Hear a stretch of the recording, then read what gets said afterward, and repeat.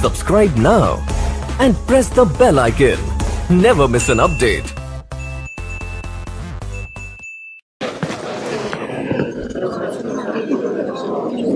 जी, आज के लेक्चर का आगाज करते हैं। आज के लेक्चर में हमारे दो ऑब्जेक्टिव्स हैं। एक तो टेस्ट डिस्कस करना है हमने, टेस्ट 5 जो हमारा हुआ, और इसके साथ चैप्टर 1 जो है इसके लास्ट कंसेप्ट है 2 वो डिस्कस करेंगे। तो पहले लेक्चर जो है वो कंप्लीट कर लेते हैं ताकि चैप्टर हमारा कंक्लूड हो जाए। इसके बाद लेक्चर के बाद हम जो हमारा टेस्ट 5 है उसको डिस्कस करेंगे। सबसे पहले कल के लेक्चर में कोई क्वेश्चन पूछना चाहते हो तो पूछ लीजिए। कल के लेक्चर में कोई क्वेश्चन पूछना चाहते हो पूछ लीजिए। कोई क्वेश्चन नहीं? क्लास में कितने? जी जी हाँ, कंपनी कोड देखें। कंपनी कोड से मुराद कौन सा कोड है? कंपनी कोड का मतलब वो कोड जो कंपनी से रिलेटेड केसेस की हियरिंग करेगा। कंपनी कोड से मुराद कौन सा कोड है? जो कंपनी से रिलेटेड केसेस की हियरिंग है। वो कौन सा कोर्ट होगा? क्या वो सुप्रीम कोर्ट होगा? क्या वो हाई कोर्ट होगा? वो डिस्ट्रिक्ट कोर्ट होगा? वो फैमिली कौन सा सेशन कौन सा कोर्ट होगा? उनका वो हाई कोर्ट होगा। हाई कोर्ट यानी हाई कंपनी से रिलेटेड केसेस की हियरिंग कौन करेगा? High court. इसलिए उन्होंने कहा कि company court means high court.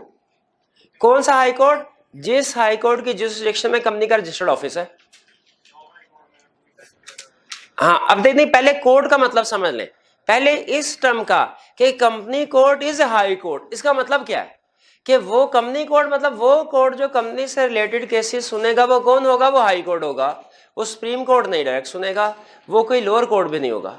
लेकिन कहता है हाँ, अगर गवर्नमेंट चाहे तो किसी लोअर कोर्ट को भी एम्पावर कर सकती है कि वो कंपनी रिलेटेड केसेस सुने। जैसे हो सकता है गवर्नमेंट कहे कि जी हर मैटर जो है वो हाई कोर्ट में ले जाना जरूरी नहीं है, कंपनीज के जो छोटे मोटे मैटर्स हैं वो जो हमारा जो सिविल कोर्ट है वो भी सुन सकते हैं। तो गवर्नमेंट किसी सिविल कोर्ट को भी अपॉइंट कर सकती है, एम्पावर कर सकती है। वरना जो पहला जो मेन कोर्ट है वो हाई कोर्ट है जो केसेस सुनेगा। ये बात समझ आ गई कि company court means high court having jurisdiction over area where registered office of the company situated. ये अगली लाइन तो आसान है कि जो कंपनी का ऑफिस जिस सियालकोट में है तो कंपनी कोर्ट क्या हो? कौन होगा? लाहौर हाई कोर्ट, अनलेस के गवर्नमेंट ने सिविल कोर्ट को एम्पावर किया हो उस मैटर के ऊपर। ये बात समझ आ गई। अब आगे कंपनी बेंच क्या है? अब देखिए लाहौर हाई कोर्ट है। आपके ख्याल में क्या लाहौर हाई कोर्ट में जब कंपनी जाएगी तो किसी भी जज जो है वो केस सुन सकता है, या कोई स्पेशलाइज्ड जज होने चाहिए जो कंपनी रिलेटेड मैटर सुने? जैसे हाई कोर्ट में जितने भी जजेस हैं वो कहे यार हम में से 5 जज जो है ना उनको हम अलग कर देते हैं सिर्फ और सिर्फ कंपनी रिलेटेड केसेस सुनने के लिए, तो वो बेंच कहलाएगा फिर। ठीक है, वो 2 जज 3 जज 4 जितना भी उनका प्रोसीजर है, प्रोसीजर के बारे में हमें जानने की जरूरत नहीं। ठीक है, तो वो बेंच कहलाएगा। जजेस का बेंच जो है वो सुनेगा उसको। जी हाँ, स्पेशलाइज्ड केस के लिए भी बना दिए जाते हैं। ये एक तरह से वही कंसेप्ट है, स्पेशलाइज्ड केस के लिए ही बेंच बनाया है। लेकिन स्पेशलाइज्ड केस कौन सा है? जो सिर्फ कंपनी से रिलेटेड है, जो कंपनी से रिलेटेड है। क्लियर हो गया? कंपनी बेंच और कंपनी कोर्ट में फर्क क्लियर हो गया? जी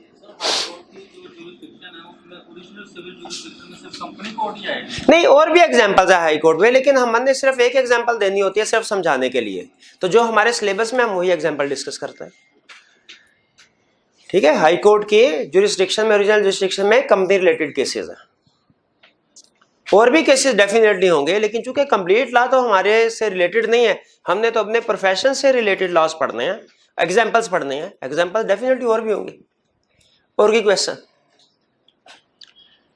कोई क्वेश्चन? चलिए 5 पेपर के क्वेश्चन अटेम्प्ट। अच्छा, मैं ये पूछ रहा था कितने स्टूडेंट ऐसे हैं क्लास में जिन्होंने कल घर जाके स्ट्रक्चर बनाया हमारा जुडिशियल सिस्टम का पूरा, सुप्रीम कोर्ट से लेके नीचे सिविल जज और जुडिशियल मजिस्ट्रेट तक? जरा हाथ उठाइए। 2 स्टूडेंट है सिर्फ। चले कोई बात नहीं, आपका टेस्ट वगैरह हो रहे हैं ना इस वीक में, इसीलिए आपने, हाँ बिल्कुल, कल टाइम मिल जाएगा इंशाल्लाह। तो कल आइए, आपकी होम असाइनमेंट है। अब आपने 2 दफा ये स्ट्रक्चर बनाना है, ऊपर सुप्रीम कोर्ट से लेके नीचे जुडिशियल मजिस्ट्रेट और उधर सिविल जज तक, और इनके जुरिस्डिक्शन भी लिखने हैं, इनके जुरिस्डिक्शन भी लिखने हैं आपने। ये आपकी होम असाइनमेंट है, 2 दफा करना है और दोनों डिफरेंट टाइम्स पे करना है, एक ही सीटिंग में नहीं करना। पहले 1 दफा कर लिया, दरमियान में 4-5 घंटे की ब्रेक देके फिर दोबारा करना। ये आपकी होम असाइनमेंट है, मंडे को चेक होगी। क्लियर हो गया जी? चलिए अब जी, हाँ असाइनमेंट करना जरूरी है, हाँ जी लाना जरूरी है भाई। मुझे पता कैसे चलेगा आपने असाइनमेंट किया कि नहीं जी। क्वेश्चन 4, अच्छा चलिए पास पेपर के क्वेश्चन की तरफ चलते हैं। Question 24, list respective jurisdiction of the following. Learning objective 8 के क्वेश्चन हो गए हुए थे ना, सॉरी 7 के पास पेपर के क्वेश्चन डिस्कस कर लिए थे हमने, हाँ 8 के रहते हैं। List respective jurisdiction of the following 3 classes of judicial magistrate under the magistrate code. Magistrate code में 3, first class, second class, third class, ये ज्यूरिसडिक्शन नहीं है, ये तो उनकी टाइप्स है। थर्ड क्लास की क्या ज्यूरिसडिक्शन है?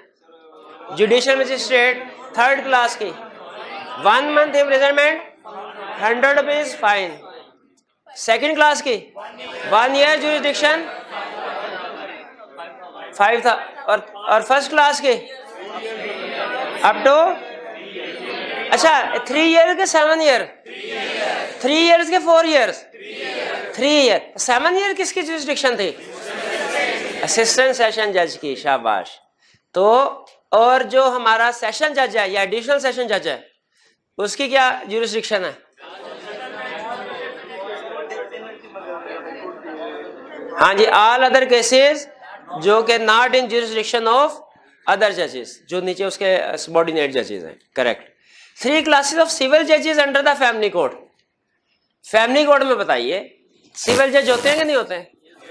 3 तरह के, first class, second class, third class civil जज जो है इसके ज्यूरिसडिक्शन क्या है? वैल्यू अप टू 5,000, और सेकंड क्लास की अप टू 50,000, और फर्स्ट क्लास की अनलिमिटेड। ठीक है। Question 25, briefly describe the term company court and company bench. अब कंपनी कोर्ट समझ आ गया? कंपनी कोर्ट कौन होगा? हाई कोर्ट जिसकी ज्यूरिसडिक्शन है, जहां कंपनी का रजिस्टर्ड ऑफिस है। यहां कोई सिविल कोर्ट भी हो सकता है कंपनी कोर्ट। कंपनी कोर्ट से मुराद क्या है असल में कि कौन से वाला कोर्ट है जो कंपनी के केस सुनेगा? High court. यहां अगर गवर्नमेंट ने अपॉइंट किया किसी सिविल कोर्ट को तो वो, ये क्लियर है। और कंपनी बेंच जो कि हाई कोर्ट कंस्टिट्यूट करता है कंपनी के केसेस सुनने के लिए। हाई कोर्ट का हर जज कंपनी से केसेस नहीं सुनेगा, जो बेंच बनाया उन्होंने, जिन जजेस को स्पेसिफाई किया है वही केस सुनेंगे। 24-25 क्लियर? क्लोज कर दें इसको। चलिए आज का लेक्चर स्टार्ट करते हैं। आज का लेक्चर बहुत इजी लेक्चर है, इसमें कोई याद करने की कुछ चीजें हैं, बाकी कंसेप्ट हैं थोड़े। इजी लेक्चर है, कोई प्रॉब्लम नहीं होगी इंशाल्लाह। स्टार्ट करें। आज हम सीखने जा रहे हैं एक अल्टरनेट डिस्प्यूट रेजोल्यूशन क्या होती है, जिसे हम ADR भी कहते हैं, अल्टरनेट डिस्प्यूट रेजोल्यूशन। और फिर कुछ टर्म्स हैं, लीगल टर्म्स, उनको हम अंडरस्टैंड करेंगे कि क्या होती है और उनका मतलब क्या है। सबसे पहले अल्टरनेट डिस्प्यूट रेजोल्यूशन, इसका मतलब समझे क्या है। डिस्प्यूट का मतलब कोई झगड़ा है, रेजोल्यूशन का मतलब उसको हल करना है।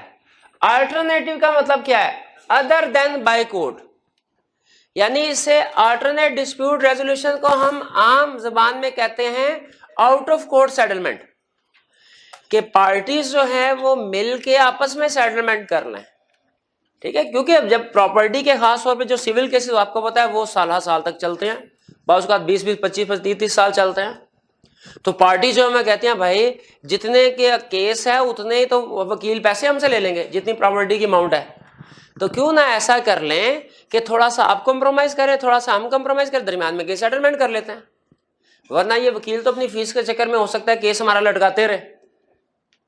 तो अल्टरनेट डिस्प्यूट रेजोल्यूशन जो है ये कंसेप्ट है कि केस को कोर्ट से बाहर सेटल कर लिया जाए। ठीक है, ये इनिशियली भी किया जा सकता है, यानी केस कोर्ट में अभी गया नहीं, उससे पहले भी आपके आउट ऑफ कोर्ट सेटलमेंट हो सकती है, और केस कोर्ट में चल रहा है उसके दौरान भी आउट ऑफ कोर्ट सेटलमेंट हो सकती है। सम टाइम कुछ अच्छे वकील भी इनकरेज करते हैं कि केस तो चल रहा है लेकिन आप दूसरी पार्टी के साथ आउट ऑफ कोर्ट सेटलमेंट कर लें। तो ये कंसेप्ट है अल्टरनेट डिस्प्यूट रेजोल्यूशन का। वो हमें इसकी कुछ टाइप्स बता रहा है, टाइप्स बता रहा है। बड़ी टाइप्स है, वैसे तो बेतहाशा टाइप्स हो सकती हैं, लेकिन बड़ी टाइप्स हैं 3, हम 4 लिखी 4 हैं, लेकिन 2 टाइप्स मिलते जुलते हैं। बड़ी टाइप्स हैं 3, जो डिपेंड करती हैं इस चीज पे कि क्या दोनों पार्टीज आपस में मिलके सेटल कर रही हैं या कोई थर्ड पार्टी भी उसमें इन्वॉल्व हुई है, और अगर कोई थर्ड पार्टी इन्वॉल्व हुई है तो वो उसका स्टेटस क्या है, क्या उसका अथॉरिटेटिव स्टेटस है या उसका एडवाइजरी किस्म का स्टेटस है। तो सबसे पहले हमें बताते हैं अल्टरनेट डिस्प्यूट रेजोल्यूशन की पहली टाइप है निगोशिएशन। निगोशिएशन का मतलब क्या है, दोनों पार्टीज आपस में मिलकर बारगेनिंग के जरिए मामला सेटल कर रहे हैं, इसमें कोई थर्ड पार्टी की इन्वॉल्वमेंट नहीं होती, without involvement of third party. Negotiation का मतलब ये दोनों पार्टी आपस में मिलकर बारगेनिंग निगोशिएशन कर रहे हैं। दूसरा तरीका है मीडिएशन। मीडिएशन में और कंसिलिएशन में, इन दोनों में थर्ड पार्टी इन्वॉल्व होती है। आर्बिट्रेशन में भी थर्ड पार्टी इन्वॉल्व है, वैसे आर्बिट्रेशन में भी थर्ड पार्टी इन्वॉल्व है। मीडिएशन में जो थर्ड पार्टी है वो सिर्फ फैसिलिटेटर के तौर पे रोल प्ले करते हैं कि प्रोसेस को फैसिलिटेट कर रहे हैं।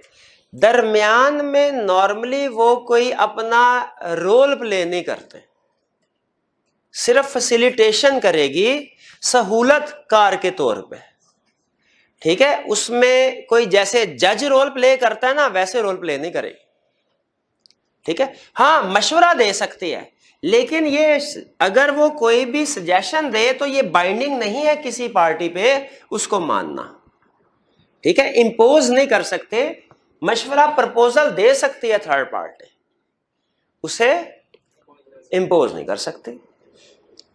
कंसिलिएशन का मतलब यह है कि इसमें भी थर्ड पार्टी इन्वॉल्व होगी, इसमें भी कंसिलिएशन में भी थर्ड पार्टी का जो प्रपोजल है बाइंडिंग नहीं है, लेकिन कंसिलिएशन में थर्ड पार्टी का रोल एक्टिव है।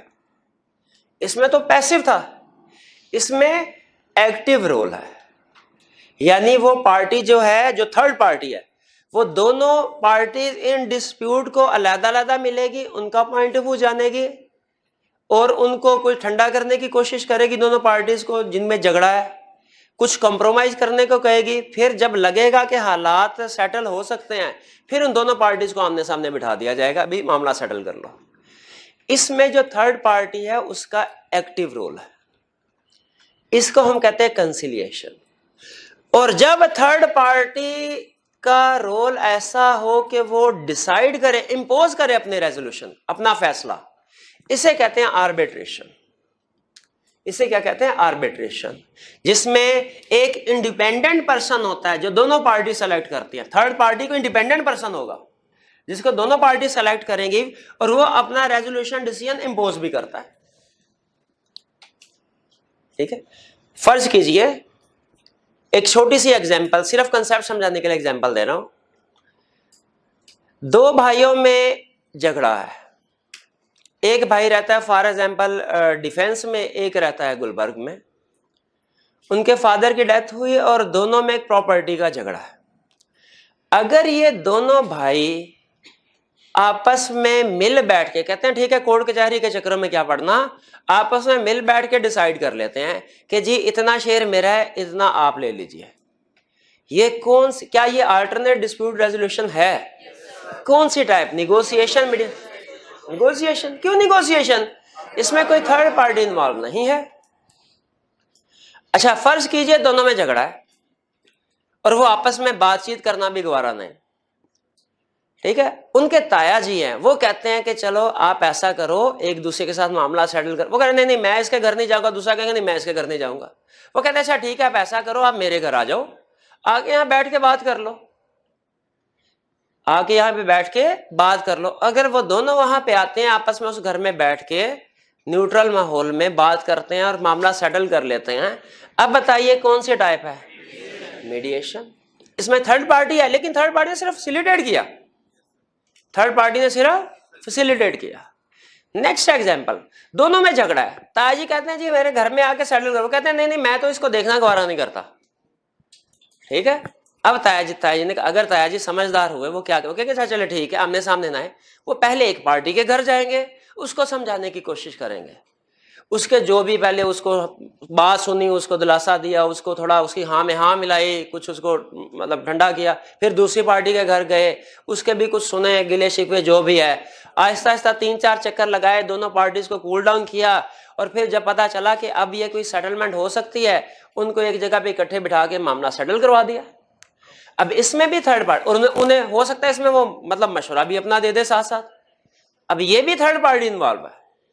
लेकिन ये कौन सी एग्जाम्पल होगी? कंसिलिएशन।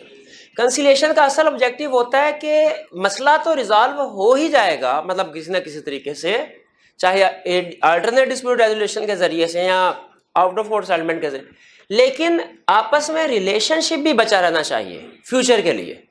कंसिलिएशन में अक्सर कोशिश ये की जाती है कि आपस में रिलेशनशिप भी, जैसे सप्लायर है और कस्टमर है, उनमें किसी चीज के ऊपर डिस्प्यूट राइज हो गया, कस्टमर कह रहा है आपने सामान मुझे सही नहीं भेजा, अगर तो आम सा कस्टमर हो तो कंपनी को इस चीज से गर्ज नहीं होगी कि जी कस्टमर अच्छा फील करता है बुरा फील करता है, लेकिन अगर रेगुलर कस्टमर था और बड़ा ऑर्डर दिया करता था तो कंपनी को इस चीज से भी गर्ज है कि मामला सेटल हो जाए, और इस चीज से भी गर्ज है कि अच्छे तरीके से सेटल हो, फ्यूचर में बिजनेस रिलेशनशिप बचा रहे। ठीक है, तो इसके लिए कंसिलिएशन होते हैं। इसमें जो थर्ड पार्टी है वो इफेक्टिव रोल प्ले करती है। इसमें एक किस्म का साइलेंट रोल था फैसिलिटेटर के तौर पे, इसमें थर्ड पार्टी दोनों लोगों से मिलेगी, कूल डाउन करने की कोशिश करेगी ताकि फ्यूचर में जो पर्सनल रिलेशनशिप है या बिजनेस वो बचा रहे। दोनों केसेस में जहन में रखिए, थर्ड पार्टी जो मशवरा देगी वो मानना किसी भी पार्टी पे लाजिम नहीं है, लाजमी नहीं है। ये बात समझ आ गई? मान ले तो अच्छी बात, लेकिन लाजिम नहीं है। Fourth question, arbitration. अगर दोनों पार्टी तायाजी की बात नहीं मानते, तायाजी कहते हैं अच्छा फिर ऐसा कहते हैं जरगा बुला लेते हैं, पंचायत बुला ली। अब पंचायत देखें, पंचायत आप मतलब गांव वगैरह में जो नॉर्मल रिवाज है उसमें इंडिपेंडेंट लोग बैठे होते हैं, हाँ नंबरदारियां जो भी है, उसके लिए दोनों पार्टीज नॉर्मली एक बराबर होती हैं, वो इंडिपेंडेंट लोग हैं, और वो जो मशवरा, वो जो फैसला कर दे फिर पंचायत बैठ के, क्या अब पार्टी उसको कह सकते हैं मैं नहीं मानते? वो नहीं मानेंगे, उनका हुक्कापानी बंद हो जाएगा, वो गांव से बाहर निकाल दिया जाएगा उसे। तो अब जो भाई ये बाइंडिंग है, यही कंसेप्ट आर्बिट्रेशन का हमारे ट्रेड ऑर्गेनाइजेशन पे भी है। नॉर्मली आपने देखा होगा, जैसे फॉर एग्जांपल फ्री सेंटर में जाएं या किसी मार्केट में जाएं, वहां पे ताजिरों ने अपनी एक यूनियन बनाई होती है, और ये कहते हैं कि जो भी झगड़े होंगे हमारे, बजाय ये कि कोर्ट कचहरी के चक्कर पड़े, कस्टमर के साथ या आपस में एक दूसरे के भी हो सकते हैं, वो कहते हैं सारे मामलात ये यूनियन में आके हल होंगे। अब ये भी आर्बिट्रेशन की एक एग्जांपल है, और समटाइम्स लॉ इसको इनकरेज करता है, कोर्ट सिस्टम भी इसको इनकरेज, क्योंकि इसके ऊपर इसकी वजह से फिर उनका बर्डन कम होता है। अल्टरनेट डिस्प्यूट रेजोल्यूशन को, खासतौर पर आर्बिट्रेशन को, हम जो असल में पढ़ते हैं कमर्शियल वर्ल्ड में, वो आर्बिट्रेशन है जो ज्यादा प्रिवेल करता है। बाकी तो ये पर्सनल लेवल के मसले मसाइल के लिए होते हैं अल्टरनेट डिस्प्यूट रेजोल्यूशन। कमर्शियली जो सबसे ज्यादा फेमस है वो आर्बिट्रेशन, ठीक है, जो कि नॉर्मली हम पढ़ते हैं। तो ये फर्क समझ आ गया आपको इन तीनों में, चारों में? कौन कौन सा अल्टरनेट डिस्प्यूट रेजोल्यूशन की टाइप्स? निगोशिएशन में क्या होता है, सिर्फ दो पार्टीज इन्वॉल्व होगी, आपस में सेटलमेंट करेंगी। मीडिएशन में थर्ड पार्टी इन्वॉल्व होगी सिर्फ फैसिलिटेटर के तौर पे, क्या उसका प्रपोजल मानना बाइंडिंग है? नहीं है। कंसिलिएशन में क्या होगा, थर्ड पार्टी का एक्टिव रोल होगा, वो दोनों पार्टीज को अलग-अलग मिलेगी और फिर किसी एक मामले में सेटलमेंट करवाएगी। इसमें भी प्रपोजल मानना बाइंडिंग नहीं है। फर्क सिर्फ ये है मीडिएशन कंसिलिएशन में, कंसिलिएशन में थर्ड पार्टी का रोल ज्यादा होता है। आर्बिट्रेशन में इन थर्ड पार्टी होगी लेकिन वो इंडिपेंडेंट होगी दोनों से, और जो उसका फैसला होगा फिर दोनों पार्टीज पे बाइंडिंग होगा, मानना होगा। क्लियर हो गया? अच्छा, बाइंडिंग का ये मतलब नहीं है कि लाजमी मानना है वरना फांसी हो जाएगी, नहीं नहीं ऐसी बात नहीं है। बाइंडिंग का मतलब वरना उससे नुकसान फेस करना, कॉन्सिक्वेंसेस फेस करना पड़ते हैं पार्टीज को। यहां तक क्लियर? अच्छा, फर्ज कीजिए एक चीज मुझे बताइए, अल्टरनेट डिस्प्यूट रेजोल्यूशन की कोशिश की गई कंसिलिएशन के, आर्बिट्रेशन के जरिए से। एक पार्टी को लगता है नहीं दूसरे बंदे ने ना उसके जरा ताल्लुकात चेयरमैन से अच्छे थे, नंबरदार से अच्छे थे, उसने ये जो फैसला करवाया ना इसमें तो मेरे साथ ज्यादती हुई है, तो मैं इसके साथ इस फैसले को नहीं मानता। फर्ज कीजिए, क्या वो अल्टरनेट डिस्प्यूट रेजोल्यूशन फेल होने के बाद कोर्ट के पास जा सकता है? बिल्कुल स्टिल जा सकते हैं, ठीक है। कोर्ट के दरवाजे जो हैं वो तो खुले हुए हैं सबके लिए, लेकिन पहले ये कोशिश कर देखने में कोई हर्ज नहीं, क्योंकि कोर्ट का प्रोसेस बड़ा लेंथी और कॉम्प्लिकेटेड होता है। टाइप्स क्लियर होगी अल्टरनेट डिस्प्यूट रेजोल्यूशन, कंसेप्ट समझ आया एडीआर का? आगे चलते हैं, एडवांटेजेस क्या हैं। अब ये एडवांटेजेस ऐसे हैं कि पढ़ते जाएंगे समझ आती जाएगी, इनको कि सिर्फ हेडिंग याद कर लें काफी है, इससे ज्यादा इसको रटा लगाने की जरूरत नहीं। टाइम सेव होता है जी, अल्टरनेट डिस्प्यूट रेजोल्यूशन से मनी सेव होती है जी, पैसे बिल्कुल बच, प्रिजर्व रिलेशनशिप बच जाता है, वरना कोर्ट कचहरी के चक्रों में और बड़े मसले मसाइल होते हैं। इंक्रीज सेटिस्फेक्शन, दोनों के लिए, दोनों पार्टीज के लिए विन विन सिचुएशन होती है, वरना कोर्ट फैसला करेगा, कोर्ट तो ये फैसला, हाँ भाई सारी प्रॉपर्टियां बड़े भाई क्या है छोटे की है, आपस में अगर कोई फैसला कर ले दोनों पार्टीज एडीआर के, वो शायद 50-50 पे या किसी रेशो पे एग्री हो जाए, तो दोनों को कुछ ना कुछ मिलेगा। वरना कोर्ट सिस्टम में फिर नॉर्मली विन विन सिचुएशन नहीं होती, विन लूज होती है। विन विन का मतलब दोनों पार्टीज को कुछ ना कुछ मिलेगा, विन लूज का मतलब एक पार्टी को मिलेगा दूसरी को कुछ नहीं मिलेगा, तो ये ज्यादा बेहतर, दोनों पार्टीज की सेटिस्फेक्शन होती है। प्राइवेसी होती है, वरना आप पता कोर्ट कचहरी चले जाए उधर ये चैनल वाले भी घूम फिर रहे होते हैं, वो खबरें लग जाती हैं, फिर वो आपस में झगड़े हो जाएं, वो आप देखते ही होंगे टीवी पे न्यूज आ जाते हैं कि दोनों पार्टीज के रिश्तेदार आए और हाथापाई हो गई। हाँ जी। डिसएडवांटेजेस क्या हैं? डिसएडवांटेजेस, नुकसान क्या है? कहते हैं नॉट पॉपुलर अमंग लॉयर्स, वकील इसको अच्छा नहीं समझते, क्यों? वो सीधा उनकी रोजी रोटी पे लाता है, उन्होंने कैसे। Less powerful party at disadvantage, दोनों में से जो पार्टी बेचारी मासूम है, जो सोशली एक्टिव नहीं है, पावरफुल नहीं है, उसको तो नुकसान हो जाएगा ना, उसके साथ वो हाँ में हाँ किसने मिलानी है उसकी। Not suitable for criminal acts, वो कहता है ये ना हो कि जुर्म करे कोई और फिर बाद में आप आपस में सेटलमेंट कर ले, कहता नहीं जो मुजरिम है उसको सजा मिलनी चाहिए, उसके साथ आप सेटलमेंट नहीं करनी चाहिए। हाँ हो जाती है आपका वो कत्ल करके खून बहा माफ कुछ, लेकिन होना नहीं चाहिए। इसका मतलब ये होगा जो अमीर आदमी है वो जिसको मर्जी कत्ल करे और बाद में उसको पैसे अदा करे। और बहरहाल no power to issue order of injunction, injunction का मतलब क्या होता है? Stay order. अच्छा, कोर्ट में जब ये जो alternate, court stay order issue कर सकती है, लेकिन जो अल्टरनेट डिस्प्यूट रेजोल्यूशन है इसमें स्टे ऑर्डर इशू नहीं किया जा सकता। ताया जी मना नहीं कर सकते किसी पार्टी को, खबरदार जब तक फैसला नहीं होता तुमने मकान नहीं बेचना। वो जो फॉर एग्जाम्पल जो उस पर कब्जा करके बैठा हुआ है वो कहे अच्छा ठीक है ये चलता रहे केस, मैं तो बेचने लगा हूं। अल्टरनेट डिस्प्यूट रेजोल्यूशन में बेच सकता है, लेकिन कोर्ट के पास पावर्स होती हैं, वो स्टे ऑर्डर इशू करके सेल को प्रोहिबिट कर सकते हैं। फिर इंक्रीज कॉस्ट एंड डिले, अगर एडीआर अनसक्सेसफुल हो जाए तो इसका मतलब है आपके जितने भी पैसे या एफर्ट लगी थी इस प्रोसेस पे ज़ाया हो गए। कोई टेक्निकल पॉइंट तो नहीं है ना, सिंपल। हाँ कहते हैं अच्छा अगर इस्लामी नुक्ता नजर से बात करें तो जो ये थर्ड पार्टी होनी चाहिए इसमें क्या कुछ खसूसियात होनी चाहिए इस्लामी ने? ये कहते हैं इस्लाम में आर्बिट्रेशन को कहते हैं तहकीम। तहकीम, इसमें जो आर्बिट्रेटर होगा, आर्बिट्रेटर की क्वालिटीज क्या होनी चाहिए? मुस्लिम हो, मेल हो, शरिया का नॉलेज रखता हो ताकि इस्लामी कवानीन असूलों के मुताबिक फैसला कर सके, और फ्री फ्रॉम डिफेक्ट हो। कौन से डिफेक्ट? जो उसकी इंडिपेंडेंस को इफेक्ट करते हो। हाँ, कि किसी को फेवर ना दे अपने किसी पर्सनल या बिजनेस रिलेशनशिप की वजह से, इंडिपेंडेंट हो दोनों पार्टी से, ठीक है, तहकीम के क्वालिटीज क्या होनी चाहिए? मुस्लिम, मेल, शरिया का नॉलेज, फ्री फ्रॉम डिफेक्ट। किस डिफेक्ट से? जो उसकी इंडिपेंडेंस या डिसीजन मेकिंग को इफेक्ट कर रहे हो। क्लियर है? इसके बाद कुछ टर्म्स हैं जो हमने ज्यादातर पढ़ी हुई हैं, ठीक है, लेकिन अब समझ लिए हम उनको इकट्ठा कर रहे हैं। पहला, एक्ट और ऑर्डिनेंस में क्या फर्क है? जो कानून हमारे पार्लियामेंट पास करती है, प्रेसिडेंट पास करता है, उसे क्या कहते हैं? एक्ट। और जो पार्लियामेंट के जरिए से पास नहीं हुआ, इमरजेंसी सिचुएशन में प्रेसिडेंट ने उसको पास कर दिया, उसे क्या कहते हैं?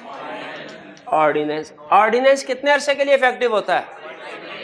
120 डेज, 120 दिन के अंदर उसे पार्लियामेंट में प्रेजेंट करके अप्रूव करवाना होता है। फर्क समझ आ गया एक्ट और ऑर्डिनेंस में?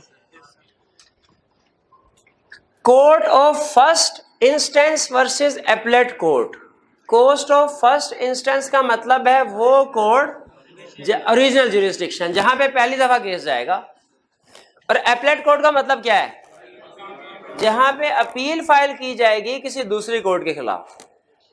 ठीक है, जैसे फर्ज कीजिए अगर कोई केस हम जुडिशियल मजिस्ट्रेट की अदालत में लेके, judicial magistrate normally court of first instance है, जुडिशियल मजिस्ट्रेट, और इसी तरह सिविल जज भी कोर्ट ऑफ फर्स्ट इंस्टेंस है। और इसके बाद जो सेशन जज है, सेशन कोर्ट है या डिस्ट्रिक्ट कोर्ट है, वो कोर्ट ऑफ फर्स्ट इंस्टेंस भी है, एपलेट कोर्ट भी है।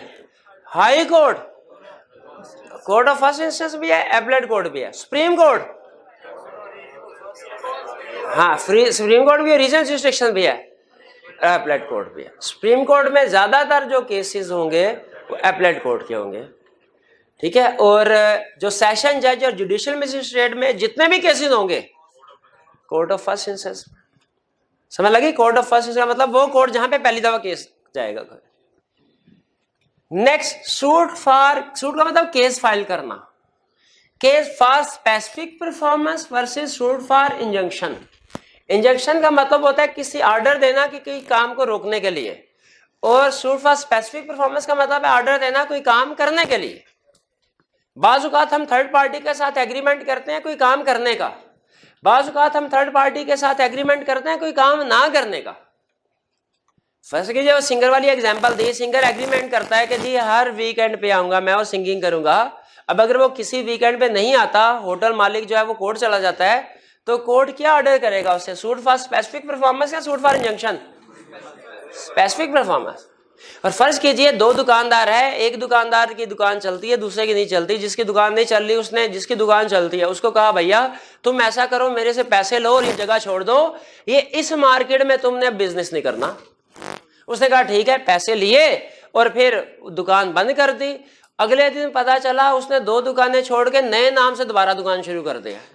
अब ये बंदा कोर्ट चला गया। अब कोर्ट जो ऑर्डर इशू करेगी सूट फॉर स्पेसिफिक परफॉर्मेंस है, सूट फॉर इंजंक्शन है? इंजंक्शन।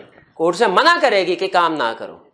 अगर कोर्ट ऑर्डर करे किसी काम के करने का, अगर ना करने का ऑर्डर हो, इंजंक्शन।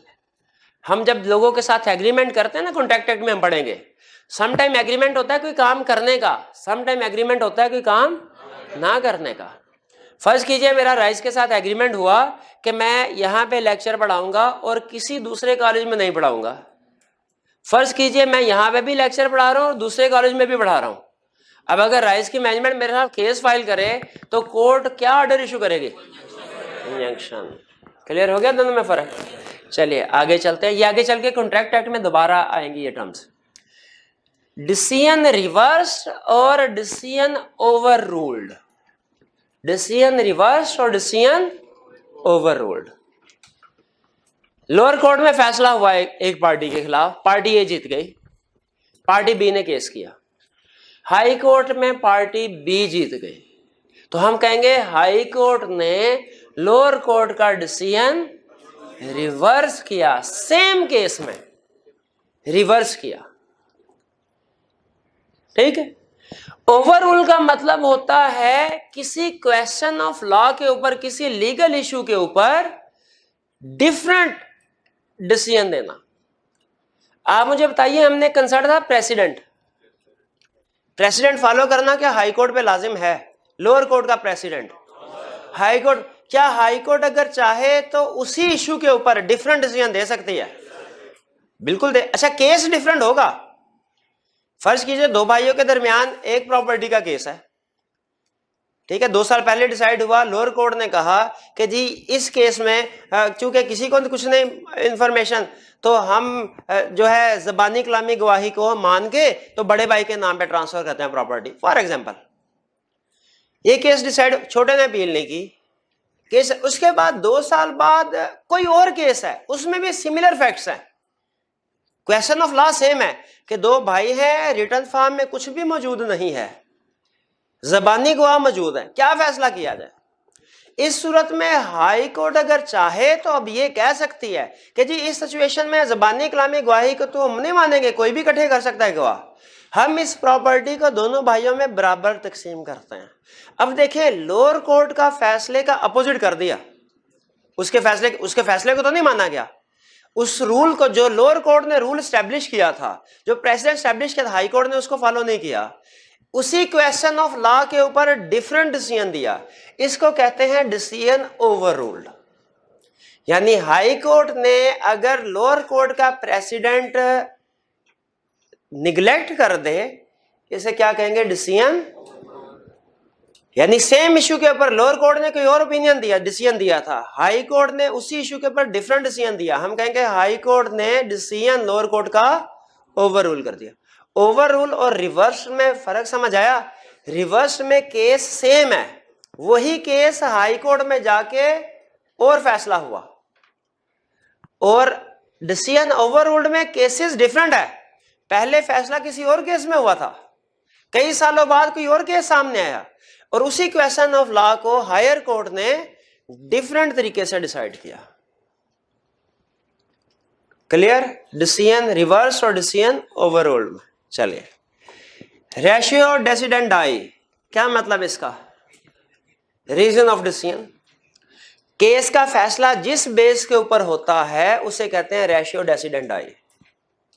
केस, किसी भी लीगल केस का फैसला जिस बेस, जैसे ये जो प्राइम मिनिस्टर डिस्क्वालिफिकेशन केस है, इसमें रेशियो डेसिडेंडाई क्या है भला?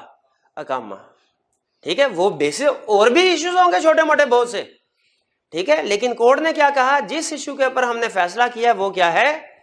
रेशियो डेसिडेंडाई। रीजन, वो पॉइंट जिसकी बेस पे केस स्टैब्लिश किया गया, वो पॉइंट जो सबसे ज्यादा स्ट्रांग था, उसको सामने रख के फैसला किया गया, उसे क्या कहते हैं? रेशियो डेसिडेंडाई।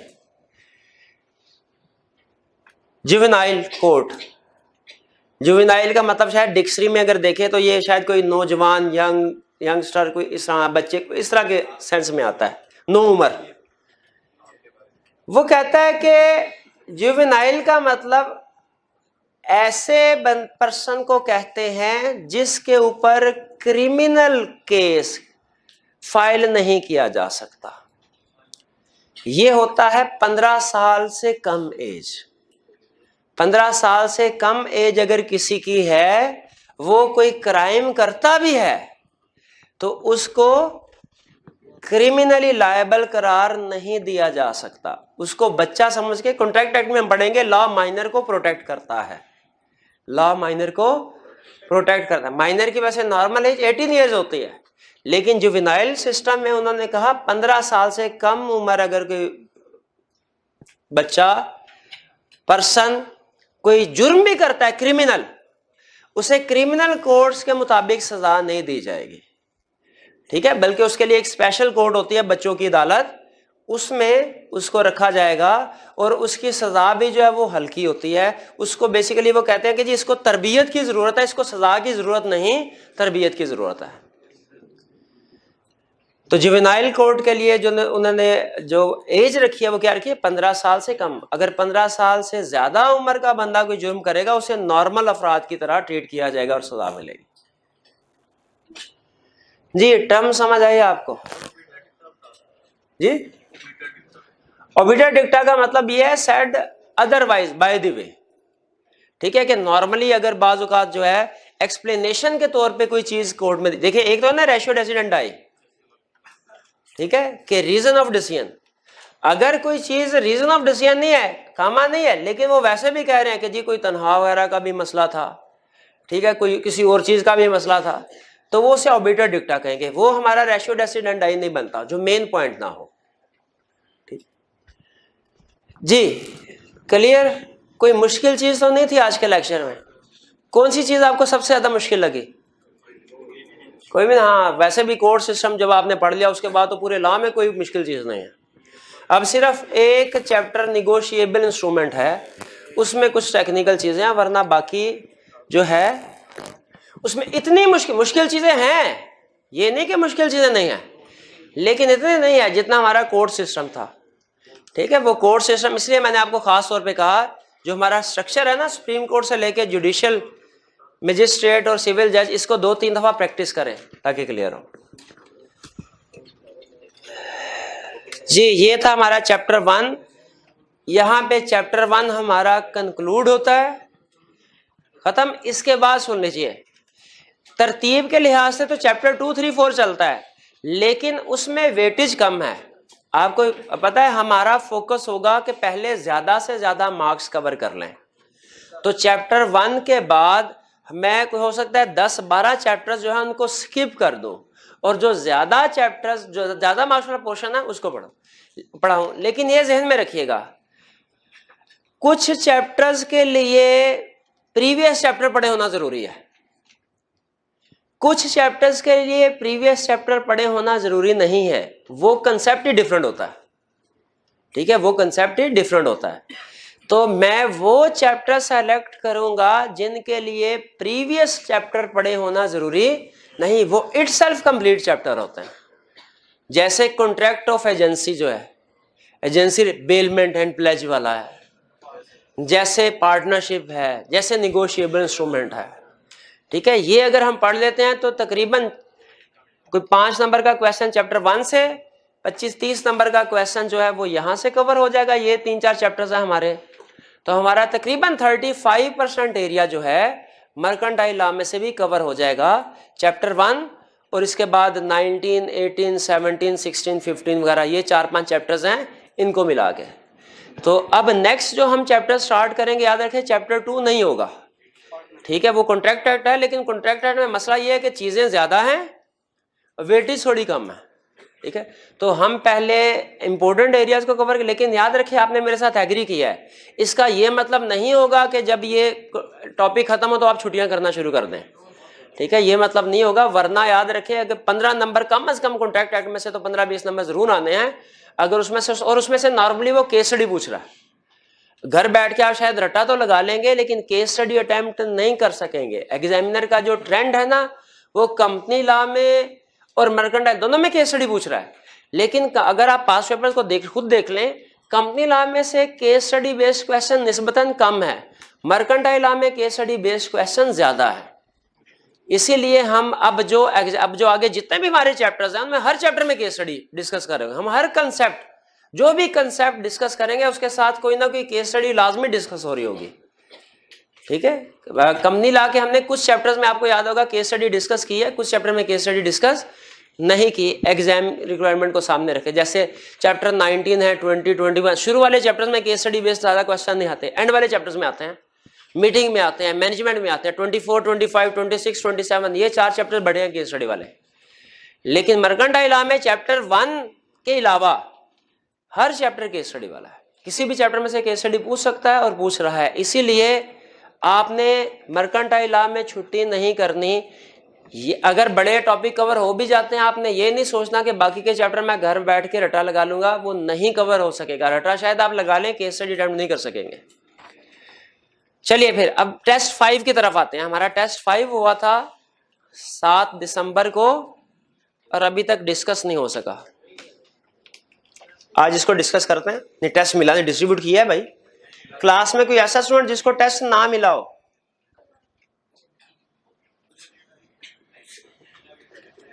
नहीं, आपको मिला टेस्ट, डिस्ट्रीब्यूट किया उसने?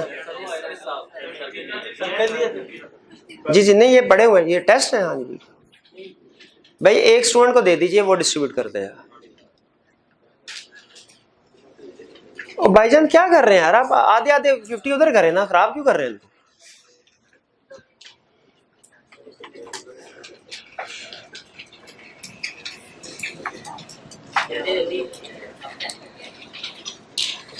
जी भाई आगे भी ट्रांसफर करते हैं, कोई खत्म हो गया ये?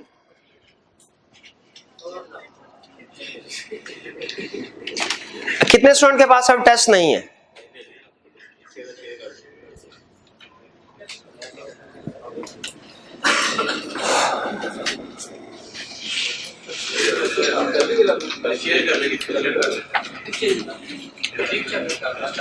आप ऐसा कीजिएगा, ये 2 टेस्ट दीजिए।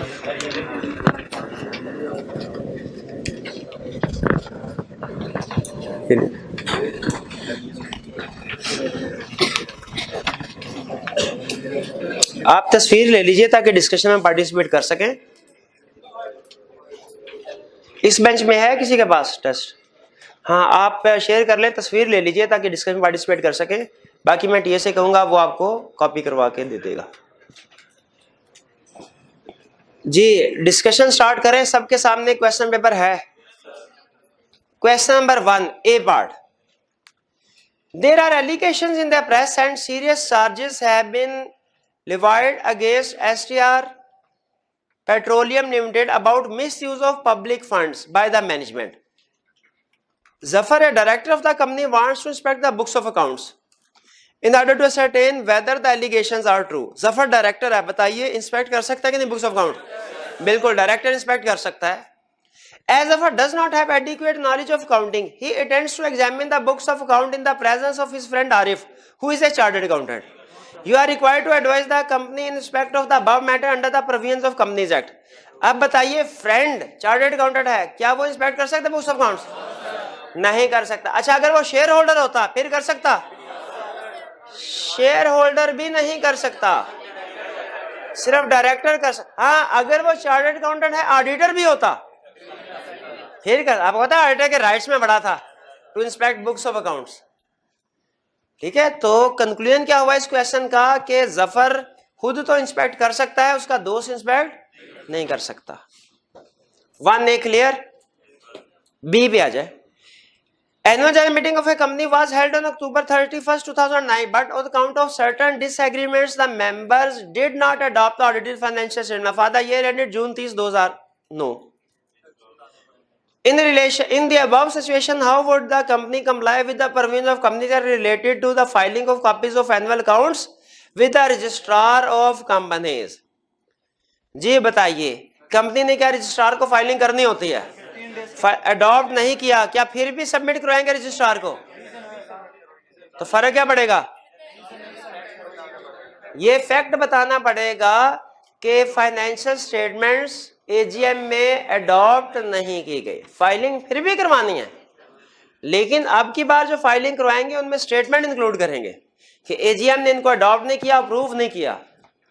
एजीएम में अप्रूवल होती है ना मेरे भाई, एजीएम में फाइनेंशियल स्टेटमेंट्स की अप्रूवल होती है, कंसिडरेशन होती है एजीएम में। और क्या क्या होता है ऑर्डिनरी बिजनेस में? Dividend, directors report, auditors report, election of directors, appointment of auditor और फाइनेंशियल स्टेटमेंट्स। 6 पॉइंट्स थे ना। चलिए, बी क्लियर हो गया। फाइलिंग अभी भी करनी है, स्टेटमेंट इंक्लूड कर देंगे। Question number 2. In the light of the Companies Act 2017, answer the following. Appointment as an auditor is not allowed when a person or his spouse or minor child are in case of a firm, all partners of such firm who holds any share of an audited client or any of its associated company. जी वो कह रहा है कि अगर कोई person या spouse या minor child या पार्टनर जो है वो होल्ड शेयर करे कंपनी, एसोसिएटेड कंपनी में अपॉइंटमेंट नहीं हो सकती। What would be the requirement where these shares are held by the person prior to appointment as auditor of a company? At time of appointment disclose करें, within 90 days of appointment disclose करें। शाबाश। Second, can a person disqualified as auditor of a company be appointed as auditor of any other company which is that company's subsidiary or holding or subsidiary of that holding company? जी बताइए।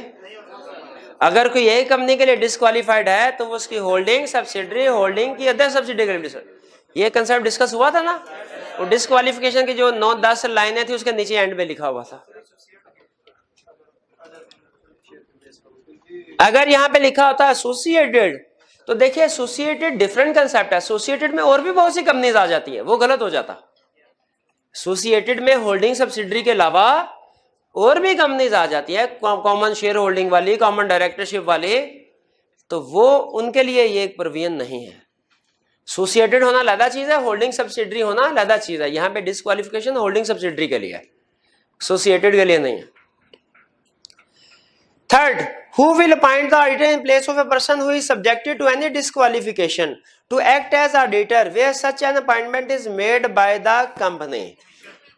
Commission, हाँ जी बिल्कुल commission होगा। वो solution में देखिए, अगर शायद कुछ और लिखा तो उसको कमीशन कर दें, उसको कमीशन कर दीजिए। अगर कोई डिस्क्वालिफाइड पर्सन, कंपनी किसी डिस्क्वालिफाइड पर्सन को अपॉइंट करती है, उसकी जगह पे अपॉइंटमेंट कमीशन करेगा। 2 में कोई problem? 3, Electronics Private Limited MEPL was incorporated on 1st April 2010. Sadiq, Majid and Ali are its first directors. The board of directors of MEPL met on 7 June 2010 to discuss the appointment of the first auditors of MEPL. Majid, who is a chartered accountant, offered to work as the first auditor of MEPL for a small remuneration to help ease MEPL's financial burdens. Sadiq was in favor of this proposal, however, Ali opposed it by saying that the board could not appoint the first auditor. Board appoint नहीं कर सकता। अली का ख्याल है required under the Companies Act 2017 advise the board on the legality of the proposed appointment of the first auditor. 2 cases हैं। पहला case directors appoint कर सकते हैं कि नहीं, दूसरा केस माजिद अपॉइंट हो सकता है कि नहीं। पहले बताइए, क्या डायरेक्टर्स अपॉइंट हो सकते हैं? ओ सॉरी, डायरेक्टर्स अपॉइंट कर सकते हैं? कितने स्टूडेंट का ख्याल है कर सकते हैं? कितनों का ख्याल नहीं कर सकते? अगर विद इन 90 डेज है तो कर सकते हैं, वरना नहीं कर सकते। अब दिन गिनिए। इनकॉर्पोरेटेड 1 अप्रैल को, 1 अप्रैल, 1 मई, 1 जून, 1 जुलाई, तो ये विद इन 90 डेज है, अपॉइंटमेंट कर सकते हैं, अपॉइंटमेंट कर सकते हैं। अगला इशू, माजिद की अपॉइंटमेंट हो सकती है कि नहीं? अगर कोई भी पर्सन कंपनी का एम्प्लॉय, ऑफिसर, डायरेक्टर है, वो डिस्क्वालिफाइड है। आपको पता है जब तक डायरेक्टर है तब भी, और अगर डायरेक्टरशिप एम्प्लॉयमेंट वगैरह छोड़ दे 3 साल बाद भी, ये रिक्वायरमेंट याद है आपको? तो माजिद डायरेक्ट ऑडिटर अपॉइंट, अगर माजिद कहे अच्छा आज से मैं डायरेक्टर नहीं, फिर भी 3 साल तक नहीं हो सकता। शाबाश, करेक्ट, गुड कंसेप्ट, इसका मतलब अच्छे हैं आपके। 3B, the audited financial statements of Shawal Limited for the year ended December 31st, 2006 have been approved at the recently convened AGM. Now the directors have decided to change the company's financial year to June 30. They are evaluating the option of preparing 6 monthly accounts up to 30th June 2007 or accounts covering a period of 18 months, that is up to June 30th, 2008. Discuss both the above option and quote the relevant legal provision in each case. Relevant legal provision क्या है कि जो period होगा, period covered by financial statement shall not exceed 12 months unless approval start obtain. अब अगर 12 महीनों से कम है, इसके लिए स्टार्ट की अप्रूवल की जरूरत है, ये अडॉप्ट कर सकते हैं। इस दफा 6 महीनों की फाइनेंशियल स्टेटमेंट बनाए, अगली दफा साल की कर लीजिएगा, ये रेंट चेंज हो गया।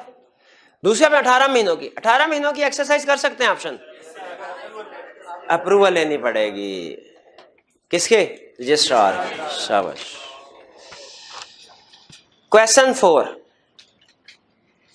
Mr. Azhar, the sole proprietor of Azhar and Company Chartered Accountants, was appointed as the auditor of XYZ Limited, an unlisted public company, for the financial year ending June 30th, 2009. Mr. Azhar married Ms. Ismat, a director of XYZ Limited, on February 23, 2009. The company secretary of XYZ Limited wants to know whether the marriage would have any impact on the status of Mr. Azhar as the auditor of the company. Discuss the situation with reference to relevant provisions of Companies Act 2017. J. तो miss इस्मत जो थी वो director थी क्या? हाँ जी director. तो अब mister Azhar क्या हो गया? Spouse of director. ठीक है, स्पाउस ऑफ डायरेक्टर। तो पार्टनर इज पार्टनर या सोल प्रोवाइडर, क्योंकि sole provider partner is spouse of director. Disqualified हो गया कि नहीं? अब बताइए कंपनी सेक्रेटरी ने क्या करना है? 90 डेज के अंदर शेयर को डिस्पोज करना है। क्या करना है? डिस्क्वालिफिकेशन हो गई, वो फारिग हो गया। अब कंपनी सेक्रेटरी ने क्या करना है? कैजुअल वैकेंसी राइज हुई, कंपनी सेक्रेटरी ने नहीं, बोर्ड ऑफ डायरेक्टर्स ने with in 30 days next auditor को अपॉइंट करना। कंपनी सेक्रेटरी उनको बुलाएगा, उनको इन्फॉर्म करेगा कि सर ये लॉ की वायलेशन हुई थी, ऑडिटर डिस्क्वालिफाइड हो गया, आप नेक्स्ट ऑडिटर को अपॉइंट करें विद इन 30 डेज। और अगर 30 डेज में अपॉइंटमेंट नहीं होती फिर डायरेक्टर्स नहीं करेंगे। क्वेश्चन 5, वुडवर्क्स प्राइवेट 4 क्लियर है ना, कि प्रॉब्लम तो नहीं? 5, Woodworks Private Limited was incorporated on 5th October 2016 with a paid up capital of rupees 10 million. On 15 January 2017, the directors appointed Murad and Company Chartered Accountant as first auditor of WPL. Under the provisions of Company Act 2017, briefly discuss appointment of Murad and Company as the first auditor or how the remuneration of first auditor may be fixed. जी बताइए, मुराद and company की first auditor के तौर पे appointment ठीक है क्या? 5 अक्टूबर को हुई थी, 5 अक्टूबर, 5 नवंबर, 5 दिसंबर, 5 जनवरी। नहीं, 90 दिन गुजर चुके हैं। अब अपॉइंटमेंट वैलिड नहीं है, अब अपॉइंटमेंट कमीशन को करनी चाहिए थे। ये अपॉइंटमेंट वैलिड नहीं है। How the remuneration of the first auditor में बी फिक्स्ड? जो भी बाय डायरेक्टर करते हैं या कमीशन करता है, तो जो भी अपॉइंट करेगा वो रेम्युनरेशन फिक्स करेगा। B, under the provision of company act 2017 explain the circumstances in which the commission may appoint auditors of the company.